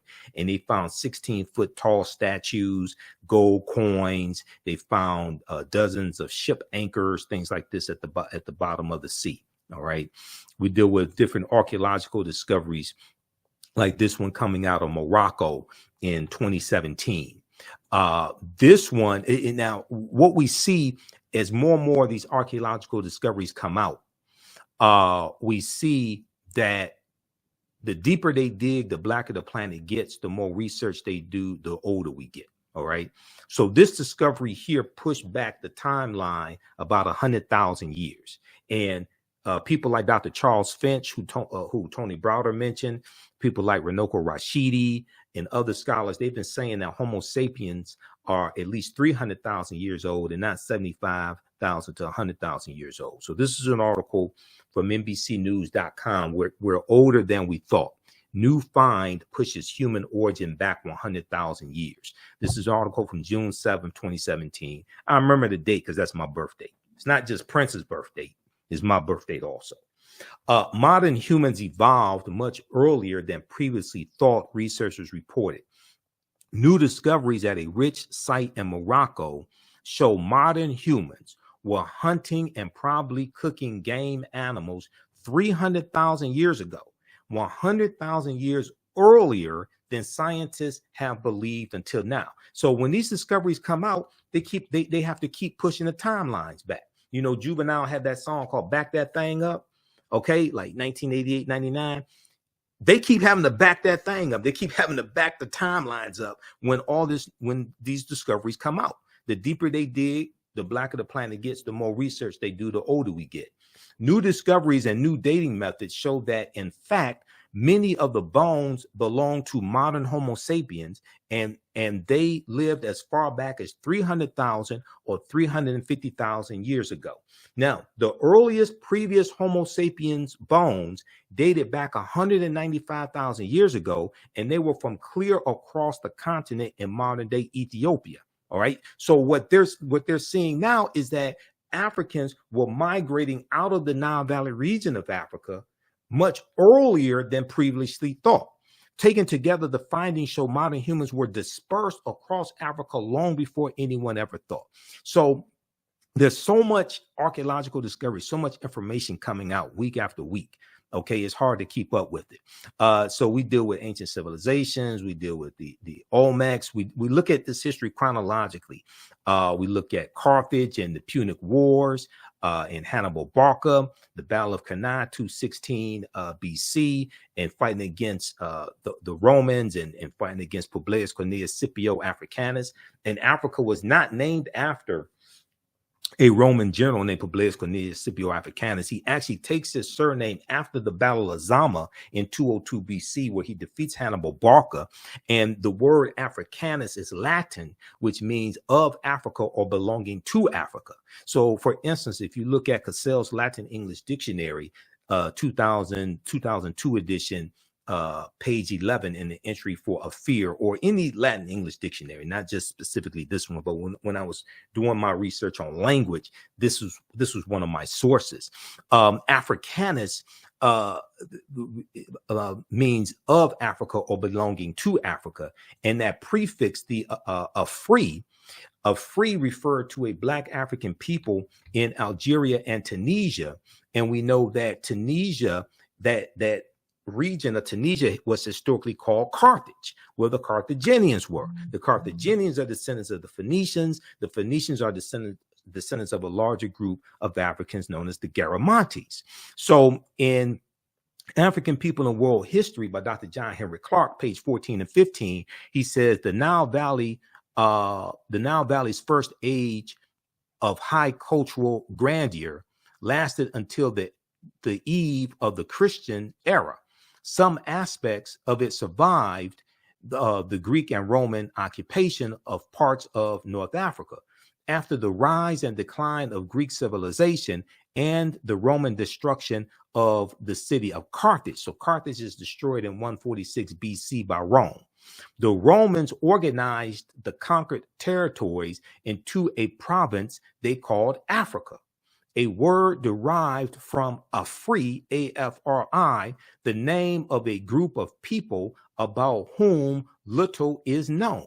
This was a new name because previously all dark-skinned people were called Ethiopians, since the Greeks referred to Africa as Ethiopia, which means the land of the burnt-faced people. Okay, so we talk about Nubia or Ta-Nehesi as well. We go through and look at an overview of these different civilizations.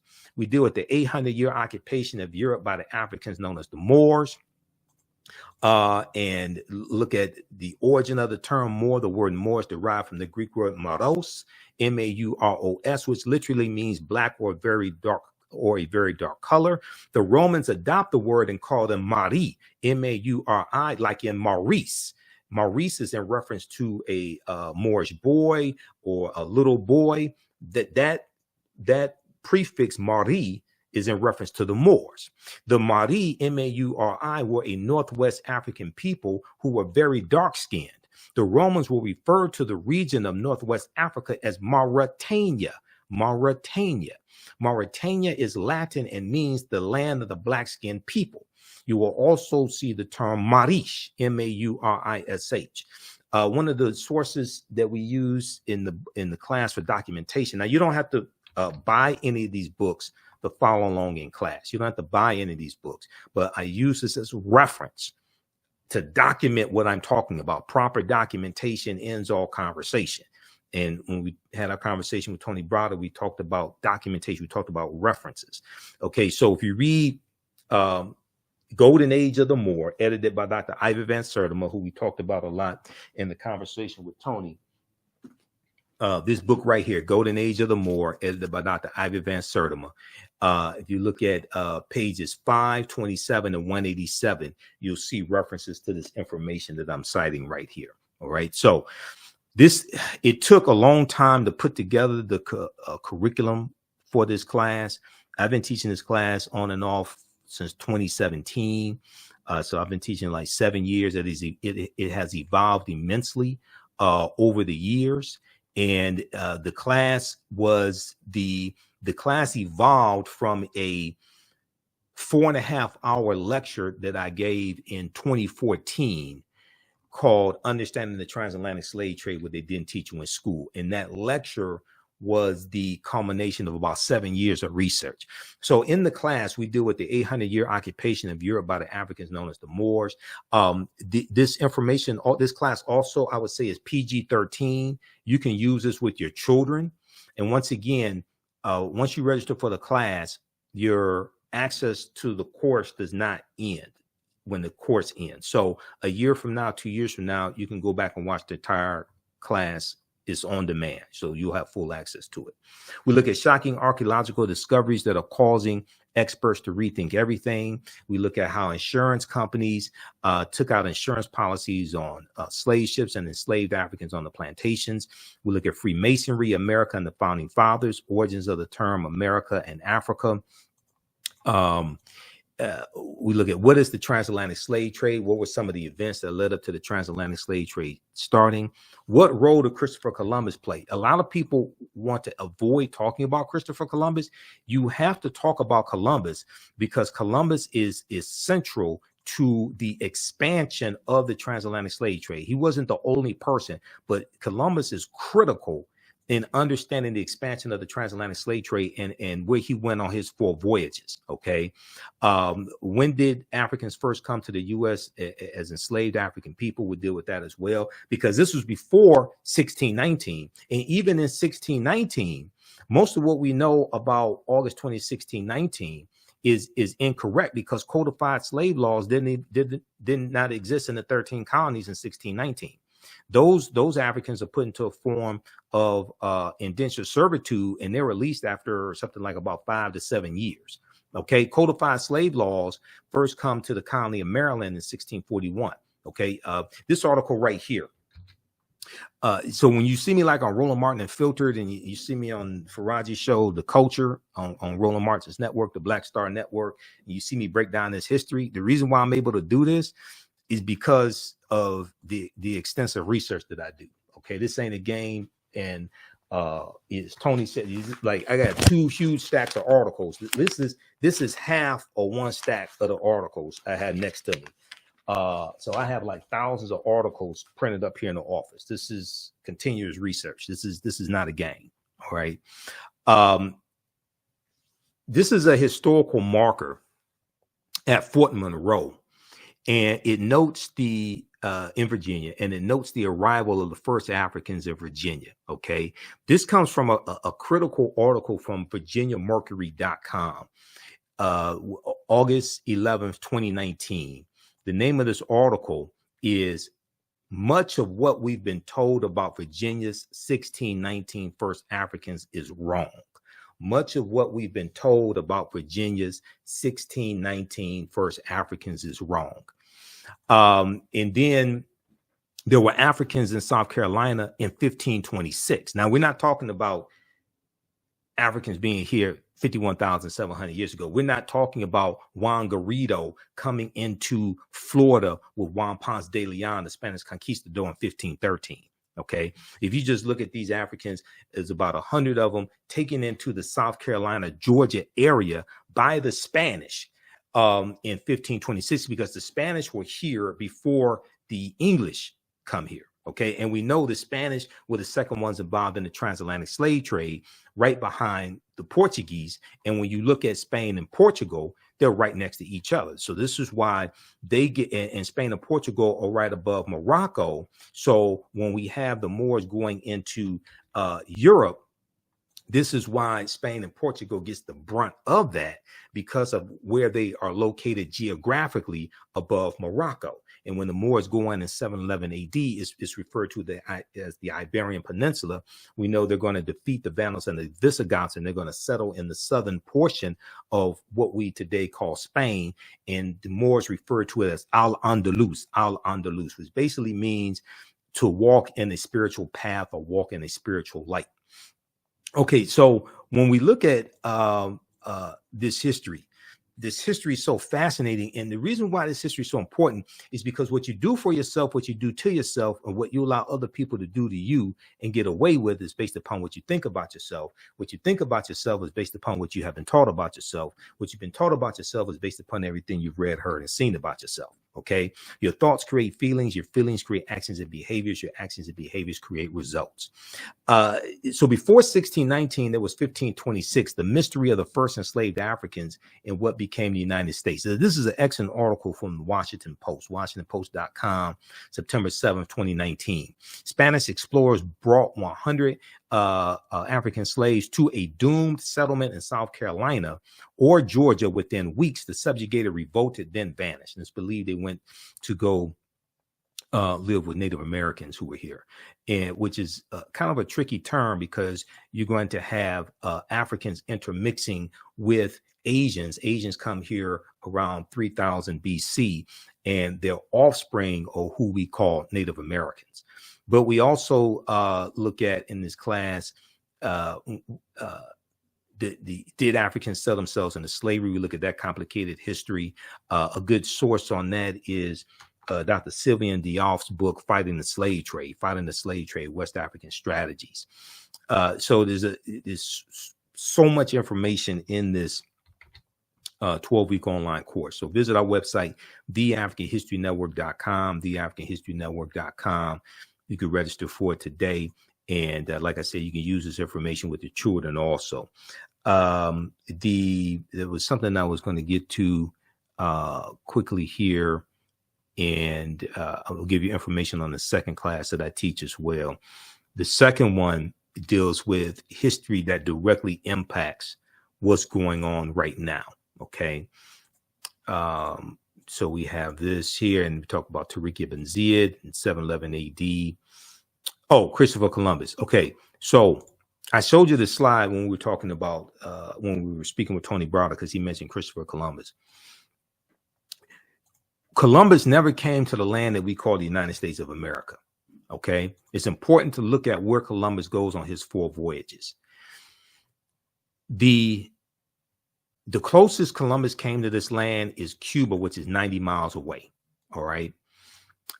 So when we look at his first voyage, now there's a direct connection also, because Columbus set sail August 3rd, 1492, and it took him about 7 years to convince King Ferdinand and Queen Isabella to finance his voyages. Now, the African Moors lose control of their last stronghold, which is Granada, January 2nd, 1492, in the Moorish Granada, the Spanish Granada Wars. Okay, August 2nd, 1492, the Spanish expelled the Sephardim, the Sephardic Jews, out of Spain. And then August 3rd, 1492, Columbus set sail. So he set sail on the Nina de Pinta and Santa Maria.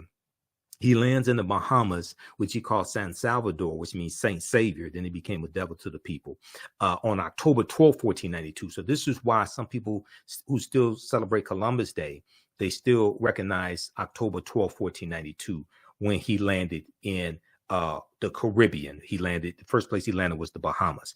He also goes on his first voyage into Cuba, conquers Cuba and Hispaniola. La Isla Española, which means the Spanish island. That Spanish phrase is anglicized to Hispaniola.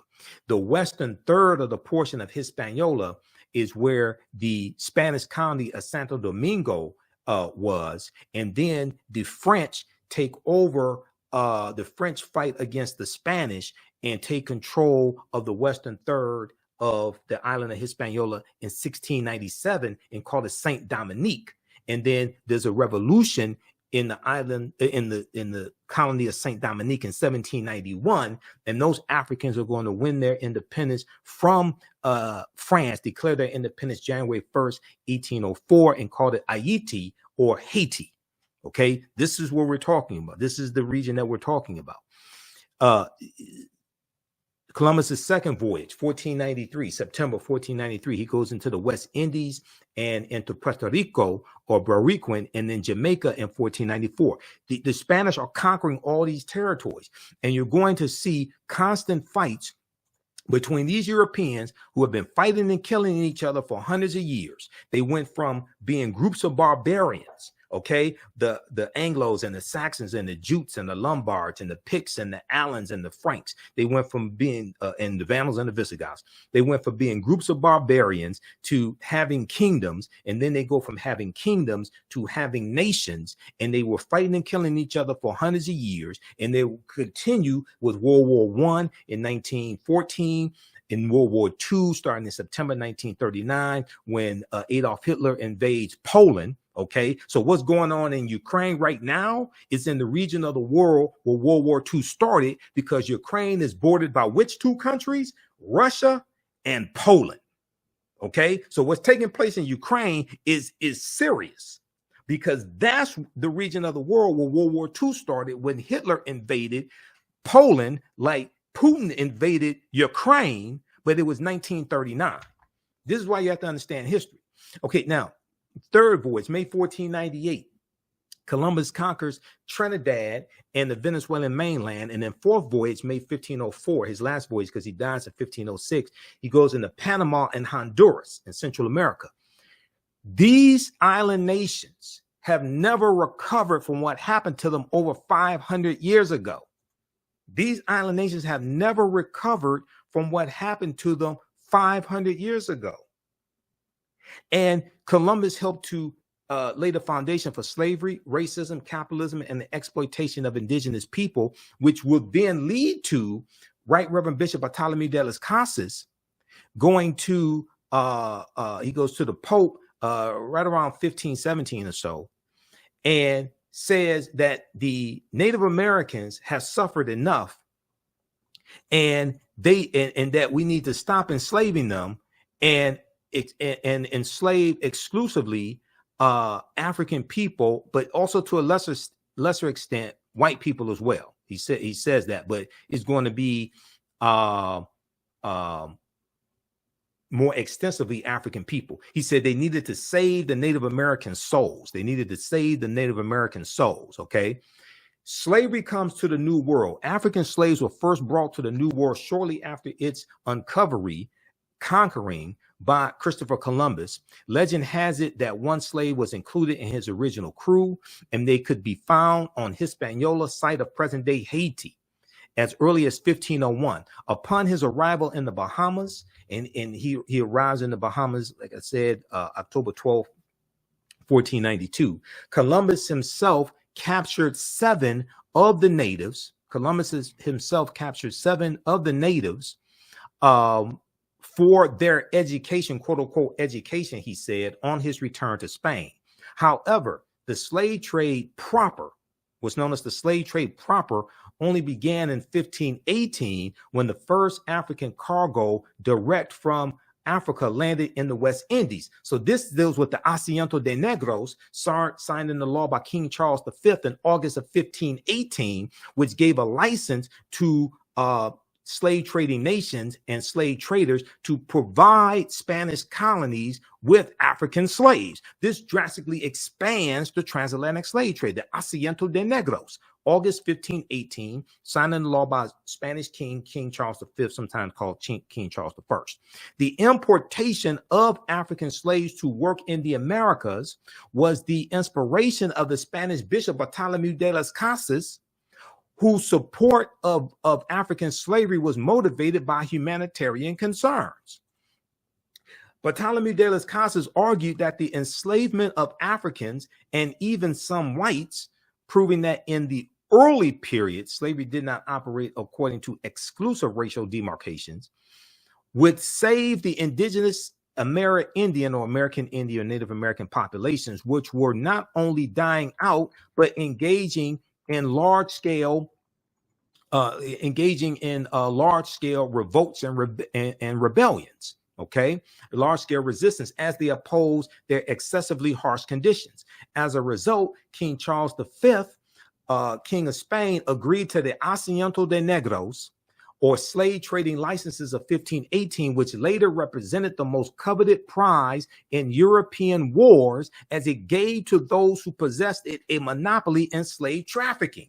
Well, Bartolomé de las Casas traveled with Christopher Columbus on some of his voyages, and he kept a diary, okay? And his diary was turned into at least 2 books. I read 2 of his books when I was in college, okay? Like Tears of the Indians or Tears of the Indies, something like that.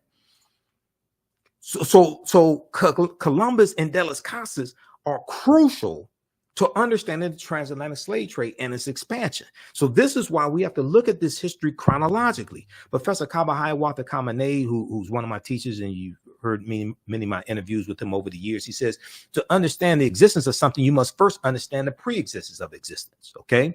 All right, so if you like this type of information, you can register for this online course now. You can start watching it immediately, okay? And we have a lot of archive content there.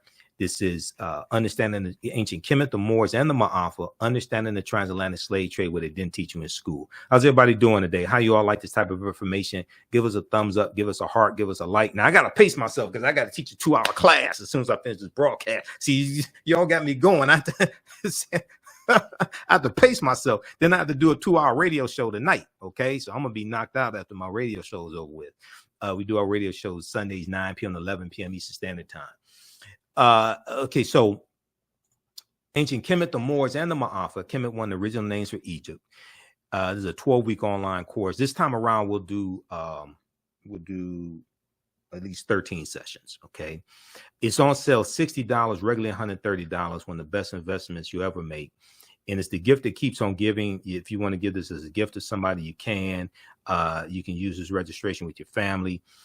You can use this with your children also, because I would say the content is PG-13. It's not overly graphic. I don't do a lot of cursing or anything like that. All right. And I do a PowerPoint presentation with book references, articles, video clips, excerpts of interviews I've done with some of the scholars as well. We have a bundle package. You register for both classes for only $100. So this one and the second one that I teach, Black resistance movements from the Haitian Revolution, U.S. Civil War, Civil Rights Movement, and Black Power Movement. And we do the second one on Sundays, normally 2 p.m. to 4 p.m. Eastern Standard Time. Today we have to do it at 3 p.m. because I had to do the interview with Tony Browder. And I've been talking to Tony about doing an interview with him probably like 2 years. And I said, so when I talked to him Friday when I was on Roland Martin show, we were texting back and forth, talking about Queen Cleopatra, some other information. And I said, okay, so would you be available for me to interview this weekend? And he said, so we'll do Sunday at 1 o'clock. I said, okay, I'll rearrange things because I was trying to catch him before he went to South Africa a few months ago, and we weren't able to do it. So I said, I gotta go ahead and do it. Okay, now so how you all like this type of information? Give us a thumbs up, give us a heart, give us a like, follow us on our social media platforms. YouTube, Michael Imhotep, IMHOTEP. Turn on live notifications so you know when we go live. If you want to support us, also do it through Cash App or PayPal as opposed to YouTube. YouTube takes a third of whatever donations we get, and they only pay out once a month. Okay, Cash App and PayPal is immediate, so we can use that to cover expenses.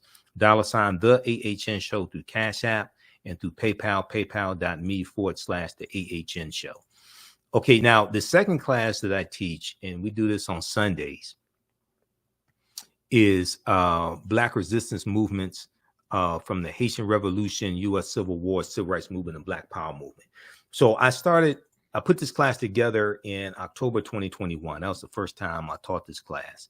And the reason why I had to put this class together is because I had so much information that I wanted to cover as an extension of the first class to really understand this history that happened from 1800 to 1968. I didn't have enough time in understanding the transatlantic slave trade to cover this information like it should be covered. So I had to create this second class so we can go through and look in depth at this history chronologically from 1800 to 1968, 1970. Okay. So, and we see that this history puts us directly on a trajectory to where we are today. All right. Now, when we talk about the voter suppression tactics that are taking place in these former Confederate states, when we look at the political violence that's taking place as well, we see this is reminiscent of the Reconstruction era. Okay, this is reminiscent of the Reconstruction era, 1865 to 1877.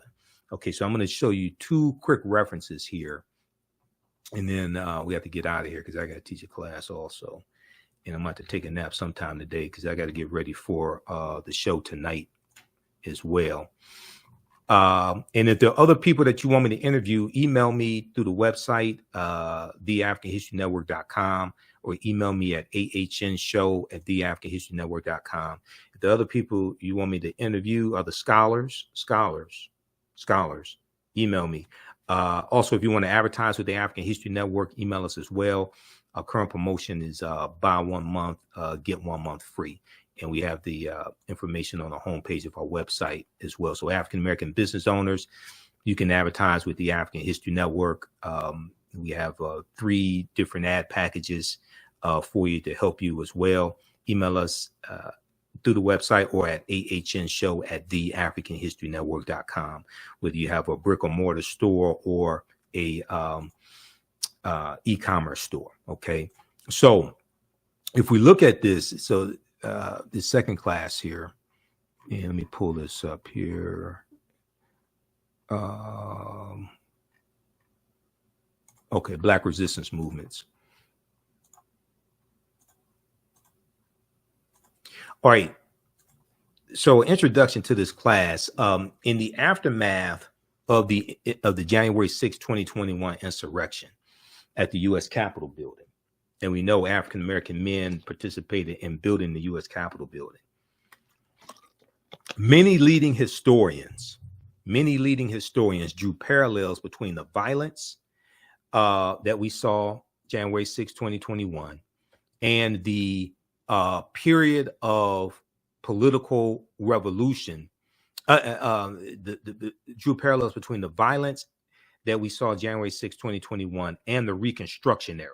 Reconstruction is 1865 to 1877.